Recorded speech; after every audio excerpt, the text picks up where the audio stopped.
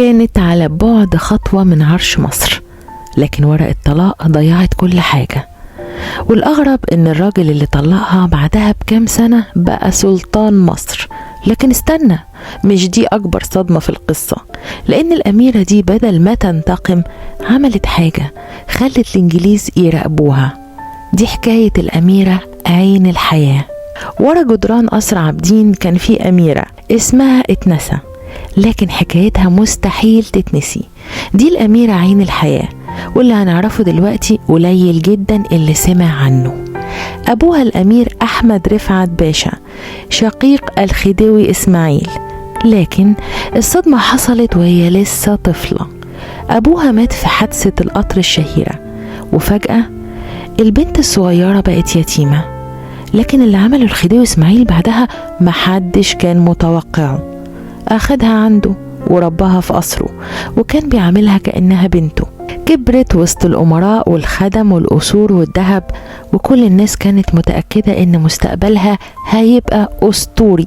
وفعلا لما وصلت لسن الجواز الخديوي إسماعيل اختار ليها العريس بنفسه، مش أي راجل، الأمير حسين كامل ابنه وابن عمها، الراجل اللي هيبقى بعد سنين سلطان مصر.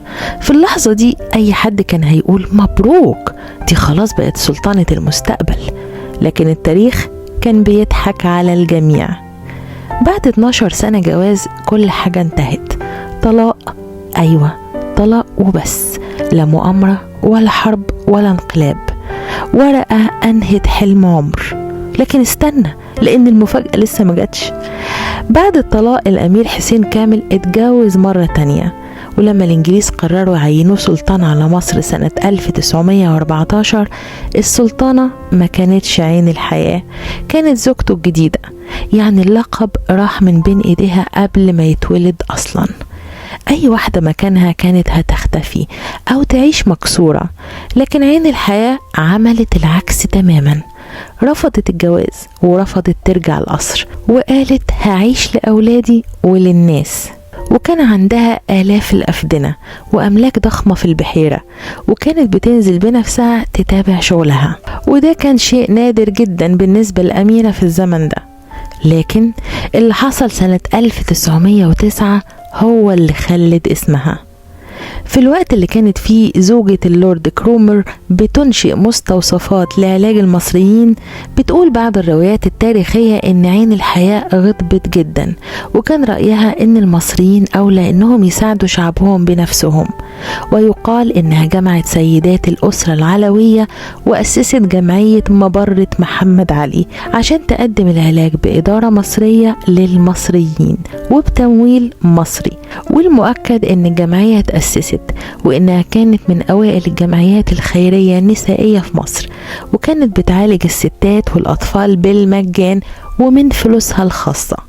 لكن المفاجأة الأكبر كانت ابنها الأمير كمال الدين، الراجل اللي جه اليوم وكان ممكن يبقى سلطان مصر، ورفض العرش بإيده.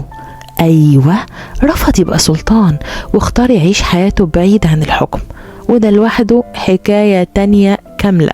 لكن النهاية كانت أقرب من أي حد يتوقع. في أغسطس سنة 1910 سافرت باريس للعلاج، وكان الكل مستني ترجع، لكنها مرجعتش. ماتت هناك وعندها 51 سنة بس، ورجعت مصر داخل تابوت، واتدفنت في حوش الباشا عند الإمام الشافعي. وهنا هتفتكر إن الحكاية خلصت، لكن الحقيقة هي بدأت بعد وفاتها. بعد 4 سنين فقط الإنجليز خلوا حسين كامل سلطان على مصر. تخيل المفارقة، الست اللي كانت هتبقى سلطانة لو الزمن مشي بطريقة مختلفة كانت وقتها مدفونة، واللقب راح لغيرها. لكن مين فيهم الناس لسه بتتكلم عنه لحد النهاردة؟ سلطان قعد على العرش كام سنة، ولا أميرة فضل اسمها مرتبط بالخير والجمعيات والحكايات؟ يمكن عشان كده التاريخ ساعات بيظلم الناس، لكن في الآخر الأثر بيعيش أكتر من التاج.